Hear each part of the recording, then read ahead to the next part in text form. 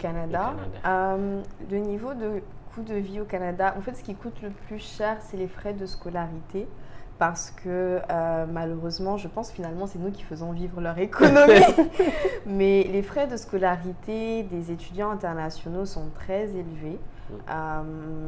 Mais avec de l'aide financière, parce qu'il y a des bourses qui sont données. Elles sont plus rares au premier cycle, mais elles sont quand même très présentes au deuxième cycle. Et avec l'aide financière de la famille. Et à côté, soi-même travailler, parce qu'on peut travailler pendant 20 heures. On a le droit de travailler pendant 20 heures. Okay, super, super intéressant. On me dit que d'ailleurs je dis trop super intéressant tout le temps. C'est pas grave. Bonjour à toutes et à tous, donc heureux de vous retrouver une fois de plus sur votre chaîne éducative Karatu Post-Bac, où on vous parle de parcours de métier, on vous parle de comment aller là où vous le souhaitez. En tout cas, on vous donne toutes les billes pour réussir dans votre parcours. Karatu Post-Bac, c'est aussi une application mobile que je vous invite à télécharger tout le temps. Donc aujourd'hui, en plus, on a deux contenus pour vous en une publication. En tout cas, on va vous parler de comment aller étudier au Canada. On va vous parler aussi du parcours de cette personne qui vous parle de comment aller étudier au Canada. Et comme vous le savez, comme d'habitude, on invite des gens qui ont l'expérience de la chose pour vous accompagner. Et qui de mieux que quelqu'un qui l'a vécu pour vous donner les conseils qu'il faut pour que vous réussissiez ce parcours. Donc aujourd'hui, on va parler du Canada. On va parler aussi d'une filière, mais surtout d'un métier qui est génie chimique, ingénierie chimique. On va parler du métier qui en découle. On va parler de beaucoup de débouchés. On va parler de beaucoup de conseils sur qu'est-ce qu'il faut prendre en compte pour aller étudier au Canada. Aussi, les moyens financiers, quand il faut faire cette démarche. Donc, vous allez découvrir aujourd'hui avec notre invité ces deux vidéos qu'on vous partage. Donc là, vous êtes sur la vidéo numéro 1 qui vous parle de comment aller étudier au Canada, quelles sont les conditions. Pour aller voir la deuxième vidéo, vous pouvez cliquer juste au-dessus, ou juste parcourir cette vidéo à la fin. Vous aurez aussi la possibilité d'aller voir la deuxième vidéo. Donc, vous êtes sur la vidéo numéro 2 qui parle du parcours de Hapsuta, donc que vous avez certainement découvert dans la première vidéo qui parle de comment aller étudier au Canada. Si vous ne l'avez pas encore vue, elle est dans la description, mais aussi vous pouvez cliquer juste en haut. Vous pouvez avoir un i qui sort de je ne sais pas quel côté, mais en tout cas qui vous permet de cliquer pour aller vers la vidéo. Sinon, à la fin aussi de la vidéo, vous pouvez aller la voir cette vidéo. Mais c'est hyper important de voir toutes les deux vidéos pour vous avoir un contenu complet. Donc, je vous dis bon visionnage comme d'habitude. Abonnez-vous si vous êtes là pour la première fois. Mais surtout, laissez-nous beaucoup de likes, partagez le contenu à tous ceux que ça peut utiliser. Parlez de la chaîne à tous ceux que vous connaissez qui peuvent être aidés par le contenu. On a beaucoup de vidéos éducatives, on a beaucoup de vidéos métiers, on a beaucoup de vidéos sur les bourses d'études à l'étranger. Allez-y les voir. Allez, merci et n'hésitez pas à nous contacter sur nos réseaux sociaux et à télécharger l'application Karatu Post-Bac. Allez, go! Une nouveauté cette fois-ci, du coup, vous aurez l'occasion de voir les scènes cachées qu'on ne vous montrait pas avant. On va vous partager nos fous rires, on va vous partager les petits couacs aussi qu'on a. En quelques secondes, on vous montrera comment est-ce qu'on tourne aussi ces vidéos que vous découvrez chaque fois. Donc, à chaque fois, à la fin de toutes nos vidéos, maintenant, vous allez avoir ces petits gags, ces petits moments pour vous aussi partager avec vous toutes les scènes qu'on a derrière.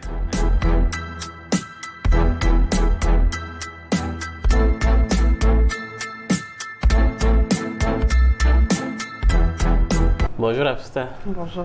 Comment vas-tu? Ça va très bien et toi? Ça va très bien. En tout cas, merci de nous accueillir chez toi pour nous parler de ton parcours, mais pas que, et en tout cas de t'être rendu disponible sur ton temps. Ça me fait plaisir, c'est la moindre des choses. Super, super. Est-ce que du coup tu peux te présenter à ceux qui nous regardent?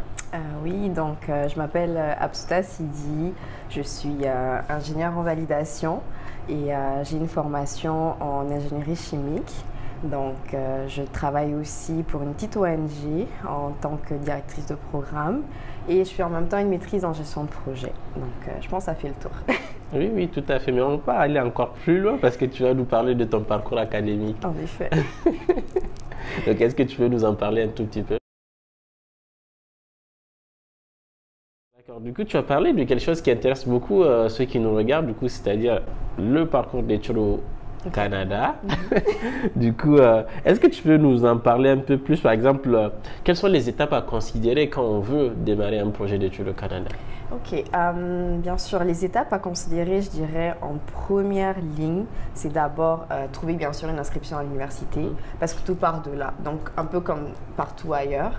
Et par contre, pour le Canada, un peu comme les États-Unis, il faut s'y prendre très tôt. C'est-à-dire, lorsqu'on veut faire une rentrée en septembre, il faut commencer le processus en janvier-février. Donc, c'est d'aller d'abord ouvrir un profil justement sur le site de l'université qui nous intéresse, remplir le formulaire pour appliquer. Donc, il y a un certain nombre d'informations qu'ils demandent pour ensuite demander des documents complémentaires, c'est-à-dire par exemple les relevés de notes, les actes de naissance. Tout dépend de chaque université. Et aujourd'hui, c'est beaucoup plus en ligne en fait. Tout est vraiment fait en ligne. Avant même Covid, je dirais que c'était déjà en ligne. Mais là, avant, moi dans mon temps, pour dire dans mon temps, que ça faisait des années, il fallait envoyer les documents officiels par courrier. Donc aujourd'hui, je sais que c'est différent depuis au moins 3 ans. Tu peux justement envoyer directement, scanner tes documents, les mettre sur l'application de l'université, puis c'est tout. S'ils ont besoin de plus d'informations ou ils doutent de l'originalité de certains documents, là, ils peuvent te demander de les envoyer par courrier ou une fois que tu arrives sur place, de faire vérifier ces documents-là. D'accord. Donc ça, ce serait la première étape pour le Canada. Et aussi, le Québec a ses propres documents d'immigration et le Canada a ses propres documents d'immigration. Donc, c'est drôle, mais le Québec demande en plus des autres documents ce qu'on appelle un CAQ. C'est un certificat d'acceptation du Québec, comme le nom l'indique. Donc, ce document-là, en fait, il faut aller sur le site d'enfants du ministère de l'immigration pour faire la demande. Donc, encore une fois, c'est en ligne. Il faut aller sur ce site-là. Ils ont une plateforme, un portail où on ouvre un profil, on remplit les différentes informations qu'ils demandent, nom, prénom et d'autres informations plus complémentaires. Mais ils demandent aussi, ce qui fait souvent la différence, c'est les preuves financières, c'est-à-dire qu'ils veulent qu'on démontre qu'on est capable de payer notre première année de scolarité. Pour le CAQ, c'est vraiment la première année simplement qui est demandée et ils ont un barème qu'ils veulent qu'on prouve. Après, ça peut être des relevés bancaires, peu importe, tant qu'on est capable de prouver ces fonds-là. Et souvent, par contre, c'est pas très long. Ça prend 3 à 4 semaines. Avec le Covid, ça change un peu. Ça peut être un peu plus long, mais c'est un document qui nécessite pas très longtemps, 1 mois. Et ça, c'est une fois qu'on a bien sûr obtenu la lettre d'acceptation de l'université, parce que c'est un des documents qui est demandé. Donc, avec la lettre d'admission, on peut faire du coup notre demande de CAQ. Et à partir de cette demande de CAQ-là, on peut faire notre demande de permis d'études. C'est vraiment séquentiel parce que chaque document est comme nécessaire pour la prochaine étape. C'est pour ça qu'il faut vraiment commencer assez tôt pour les documents d'immigration pour le Canada. Donc, lorsqu'on fait la demande de permis d'études, par contre, ça, c'est directement sur le site du gouvernement. Et pour le site du gouvernement, pour les Nigériens, on a besoin de visa pour aller au Canada. Donc, lorsqu'on fait la demande de permis d'études, il faut aussi faire la demande pour le visa visiteur en même temps. Donc, c'est vraiment une demande conjointe parce que sinon, ça prend beaucoup plus de temps. Il va falloir faire sa demande de permis d'études. Et maintenant, c'est même inclus, je pense, si je ne me trompe pas, directement. Il faut faire la demande de visa. Et l'autre étape qui crée souvent un délai, c'est l'examen médical. Parce qu'on l'oublie souvent, l'examen médical. Ils font une demande, parfois c'est après traitement du dossier qu'ils disent « Ah, finalement, on veut que tu fasses un examen médical. Et l'examen médical se fait par contre ici. Il y a un certain nombre de médecins qui sont reconnus par le Canada, donc on peut juste aller directement. Il y a une liste que je pourrais fournir plus tard pour aller faire son examen médical. Et si on veut s'y prendre un peu plus tôt, c'est quelque chose qu'on peut faire un peu en avance et l'inclure. Mais souvent, on attend qu'ils fassent la demande parce qu'ils peuvent avoir besoin comme ils peuvent ne pas en avoir besoin. Mais pour les Nigériens, souvent, ils font tout le temps, je pense. C'est pas mal tout le temps qu'ils On n'est pas fiable, je pense. On n'est pas fiable. Ils font souvent cette demande-là d'examen médical, je dirais, pour la plupart des Nigériens qui sont partis au Canada. On ne sait pas ce qu'ils veulent vérifier, mais bon, on leur fournit. Je pense qu'il le faut. Hein. Il le faut. Donc c'est ça. Après, le permis d'études, le visa, ça prend En moyenne 2 mois. D'accord. Là, je pense que ça peut tendre à 2-3 mois, dépendant de la situation. Mais le plus important, c'est de fournir chacun des documents demandés avant même d'envoyer sa demande. Parce que s'il manque un document, il vous renvoie la demande pour dire « Ah, ben, il manque tel document, il faut que tu reprennes. Oui. Ils peuvent le faire très, très facilement. Donc, il faut s'assurer de… Il y a toujours des checklists des différents documents qui sont nécessaires. Oui. Donc, il faut vraiment s'assurer qu'on a absolument tous les documents avant de faire l'envoi de la demande. Sinon, ça crée des délais et les gens, au lieu de faire la rentrée de ce qu'on appelle là-bas la session d'automne, en septembre, on peut se retrouver à devoir aller en janvier parce qu'ils ont des rentrées précises, septembre, janvier ou mai. Donc, je dirais que ça fait un peu le tour. Donc, d'abord, avoir une inscription à l'université, donc obtenir la lettre d'acceptation de l'université, ensuite faire sa demande de CAQ qui là prend à peu près 1 mois de délai. Puis ensuite, c'est avec ce CAQ-là, il faut l'inclure dans le dossier de la demande de permis d'études et de visa. Puis ensuite, c'est l'examen médical qui est un peu la dernière étape. Donc, ça, c'est à peu près, je ne sais pas si ça répond à toutes les questions. Si, ça répond aux questions, mais du coup, pour toi, selon ton expérience, est-ce facile ou difficile?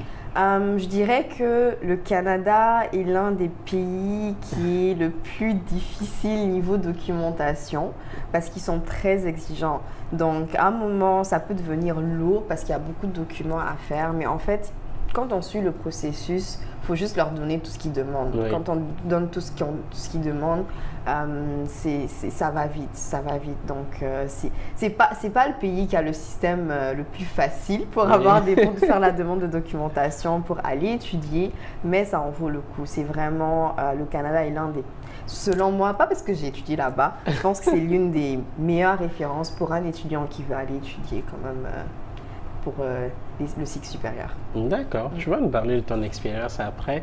Et du coup, une fois que tu as fait toute cette étape de visa, de permis, maintenant tu as ton visa, tu veux y aller, le logement, ça se passe comment? Ok, le logement, le fameux logement. Donc, pour ce qui est du logement, pour un début, moi, ce que je conseille habituellement, c'est d'aller avec les résidences universitaires. Parce qu'on arrive, quand on connaît du monde, on a une tante, une amie, un cousin, ça va, on peut toujours avoir une option. Mais le plus simple, c'est vraiment d'aller directement avec les résidences universitaires parce que toutes les universités ont toujours un campus avec des chambres. Au moins peut-être pour la première session parce qu'une fois que tu es sur place, c'est beaucoup plus facile de chercher un logement.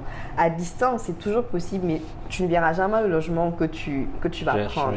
Or, parfois, les photos qu'on met sur les sites versus la réalité ne sont pas nécessairement tout le temps le même. Donc, si on ne veut pas avoir de mauvaises surprises, je pense que le plus simple, c'est de commencer avec les résidences universitaires. Après, si on connaît un cousin, une tante, un ami, cette personne-là peut toujours nous aider. Sinon, avec Internet, il y a toujours beaucoup d'annonces. C'est juste que c'est nous qui allons vivre dedans. Donc, prendre quelque chose dans lequel on n'a pas nécessairement vu, c'est pas très évident. Il y en a pour qui ça fonctionne, mais je veux juste mettre la nuance sur le fait que tout ce qu'on voit sur Internet, les photos, parfois on peut avoir de mauvaises surprises. Alors les résidences universitaires pour un début, le temps de prendre pied, je pense que c'est la meilleure option.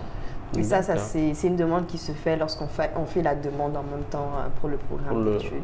D'accord, ok. C'est ce que j'allais demander justement. Est-ce que c'est facile d'y avoir accès Oui, facile d'y avoir accès si on s'y prend tôt. En fait, tout est une question de délai avec le Canada, encore une fois. Il faut vraiment, vraiment s'y prendre tôt. Donc, lorsqu'on fait la demande tôt, il y a toujours les options de logement. Donc, il faut aussi également faire une demande. Mais c'est une demande à part. On fait la demande pour rentrer dans l'université et on fait la demande pour un logement. Tu disais qu'il fallait commencer tôt, mais tôt, c'est à quel moment, par exemple?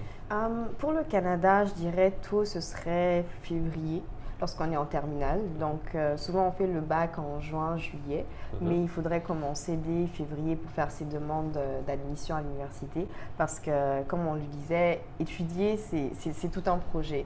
Et c'est un projet qu'il faut commencer dès le lycée, mais mettre en application en terminale lorsqu'on est à peut-être 6 mois de son bac. Totalement, totalement. Et en fait, on a beaucoup de jeunes qui viennent nous voir, en fait, qui, eux, par exemple, parce qu'au Niger, en général, parce qu'on est au Niger en ce moment, c'est que les gens commencent à réfléchir au post-bac une fois le bac obtenu. Le diplôme étant souvent incertain, en tout cas, c'est dans la perception de tout le monde.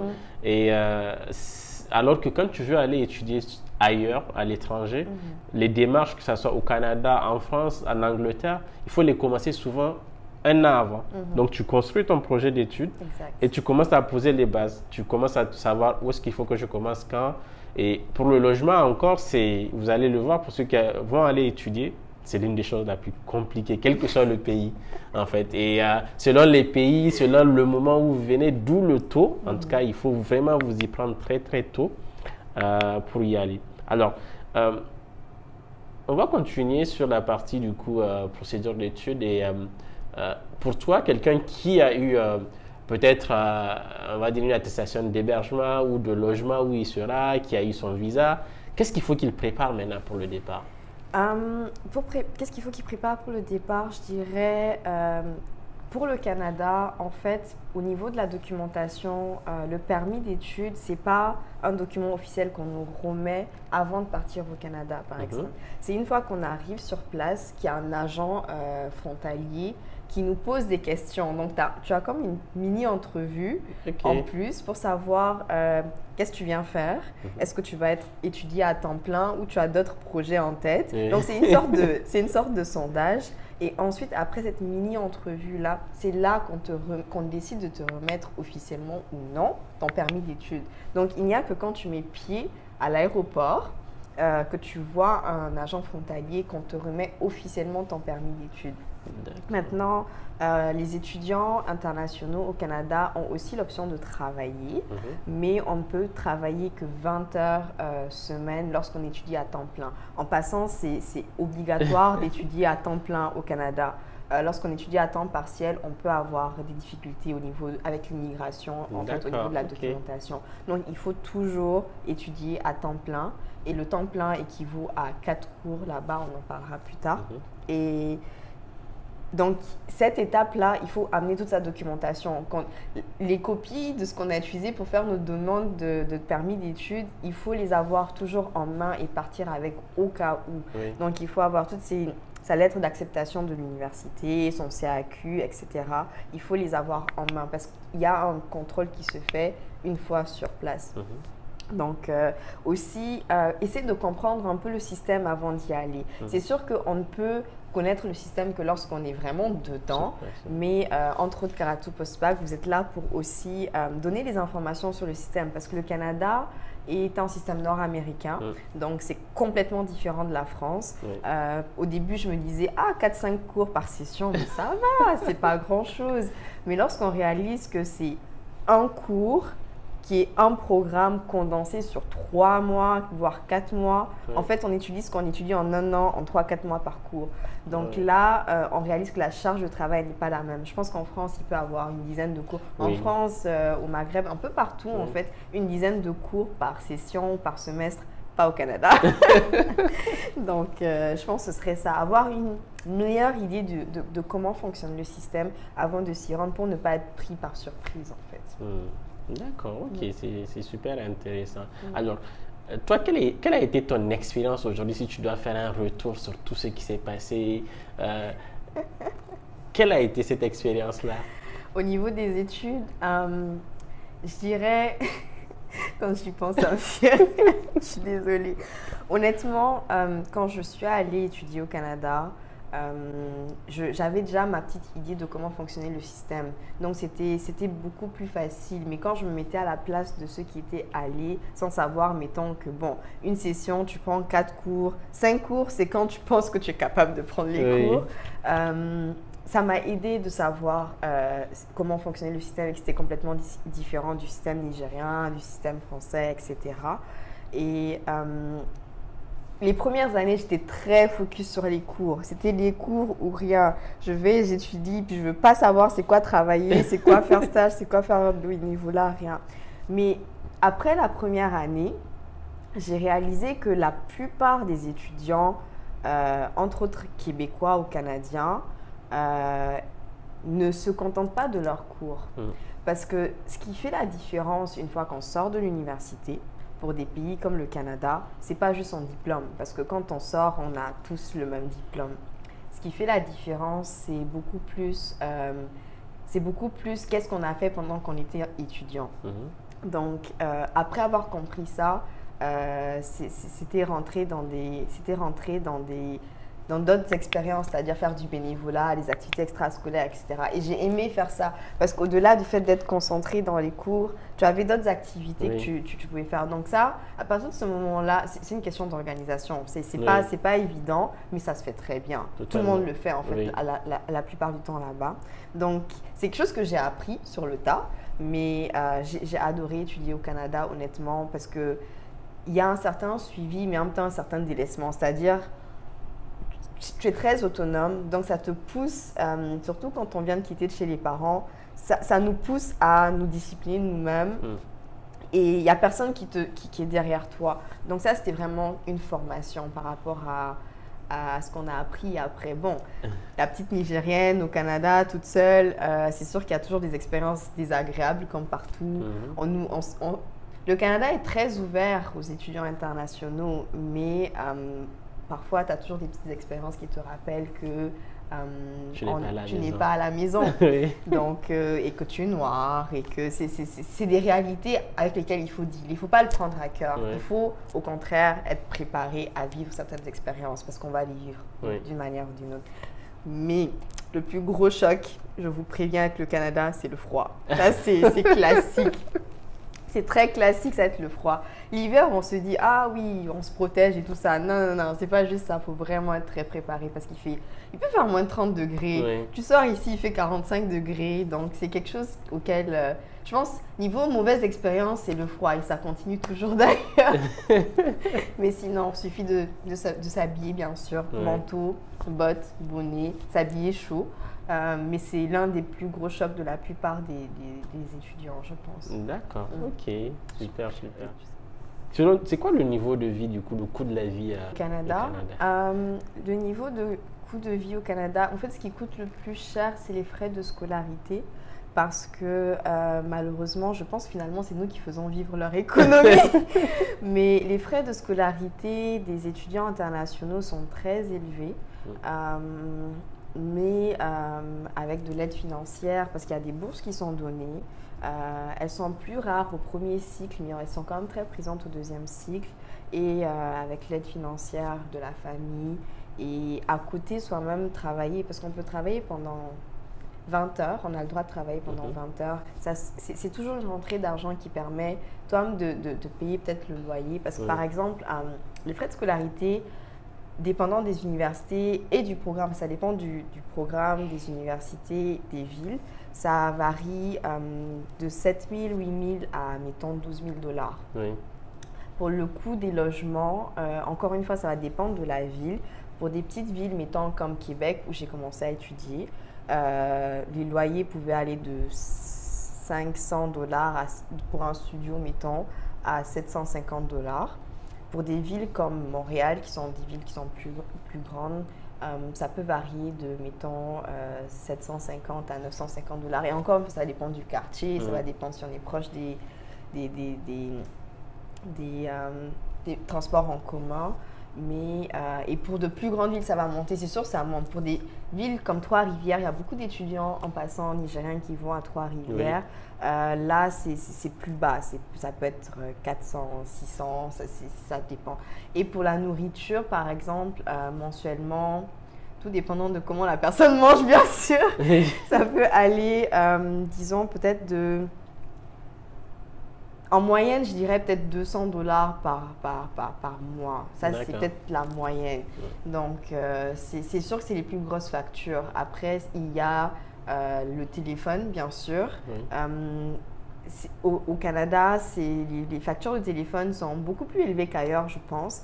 Mais tout dépendant de ce qu'on recherche. Donc, je pense que ça fait un peu le tour des prix. Je ne sais pas s'il y a un autre prix. C'est souvent le logement, frais de scolarité, loyer, transport, les transports, c'est ça. Les transports, ça va dépendre encore une fois des villes. Ça peut être des passes de 50 $ le mois. Oui. Comme par exemple à Montréal, ça peut être plus élevé parce qu'il y a bus et métro, Oui. donc ça peut monter à ça. Mais c'est vraiment mensuel. Donc, et il y a toujours des avantages pour les étudiants, il y a toujours des forfaits pour les étudiants. Oui. Partout au Canada, comme ailleurs, je pense, il y a toujours des forfaits pour accommoder les étudiants. Oui. Ok, super, super intéressant. On me dit que d'ailleurs je dis trop super intéressant tout le temps. C'est pas grave. Alors du coup, qu'est-ce que tu aurais aimé savoir, une chose que tu aurais aimé savoir avant d'y aller au Canada? Une chose que j'aurais aimé savoir avant d'aller au Canada, je pense que je vais revenir sur la question de tout à l'heure, c'est de ne pas aller être simplement focus sur les études, surtout quand on veut chercher du travail plus tard. Ce qui fait la différence entre toi et moi, c'est qu'est-ce que tu as fait pendant que tu étudiais. Alors, souvent, les étudiants poussent pour faire des stages, comme partout ailleurs, mais faire aussi des activités extrascolaires, participer à des projets universitaires, des projets de recherche, faire du bénévolat. C'est toutes ces activités-là qui s'ajoutent à son CV, surtout lorsqu'on vient de finir. Parce que tout le monde aura le même diplôme, mais le Canada est très poussé sur, comme aux États-Unis, plus sur les compétences. Qu'est-ce que tu fais que ton diplôme? Le diplôme, c'est bien, mais ce n'est pas le plus important. C'est vraiment qu'est-ce qu'on fait. Donc, je pense, dès le départ, si je savais, mettons que c'était comme ça que ça fonctionnait, j'aurais peut-être fait plus de choses que ce que j'ai fait pendant les 4 années. D'accord, ok, super intéressant. Alors, session conseil. Quel conseil, du coup, pour ceux qui veulent aller étudier au Canada? Au Canada, je pense que je l'ai dit et redit, mais il faut s'y prendre tôt. Si on veut commencer vraiment à la rentrée qu'on a prévue, qui est souvent celle de septembre, il faut vraiment s'y prendre tôt. Il ne faut pas attendre à la dernière minute, mais il faut aussi rester patient parce que c'est beaucoup de séquences de documentation. Il faut avoir le CAQ pour avoir le permis d'études, il faut avoir la lettre d'admission pour avoir le CAQ. C'est différentes étapes qui ont l'air lourdes, mais une fois qu'on obtient les documents, c'est une bonne fois pour toutes avec le Canada. À moins que ce soit expiré, on ne va pas, comme en France, il faut refaire des permis de séjour, je pense, il faut refaire des titres de séjour, il faut refaire certaines documentations. Le Canada, c'est pas comme ça. Une fois que c'est fait, tu es bon pour jusqu'à la fin. Il n'y a pas de documents à renouveler, à moins que ça vienne à expiration. C'est là, oui, on nous demande beaucoup de documents, au début, mais une fois que tu les as, tu es tranquille pendant longtemps. C'est intéressant ça. Ok. Donc, vous avez entendu les conseils de Hafsata. J'espère que vous les appliquerez. En tout cas, n'hésitez pas à poser des questions en commentaire, du coup, en bas de la vidéo. On est là pour y répondre et surtout, likez, commentez et abonnez-vous si ce n'est pas encore fait. Donc, merci du coup pour ces conseils du coup, sur la procédure d'études au Canada. Je t'en prie.